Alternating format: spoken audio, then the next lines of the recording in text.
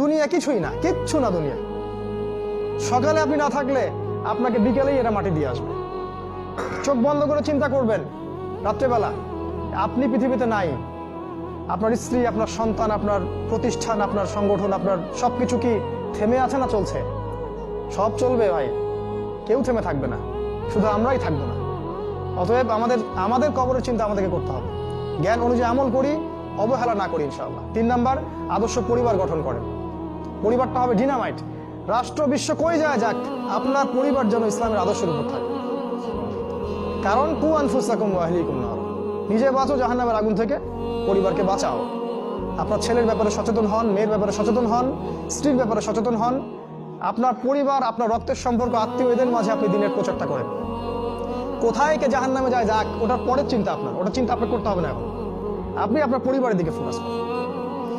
যদি আপনি পরিবারকে ইসলামিক আদর্শে গড়তে না পারেন বা অবহেলা করেন, অবশ্যই আপনাকে এর জন্য আল্লাহ পাক জবাবদিহি করাবেন।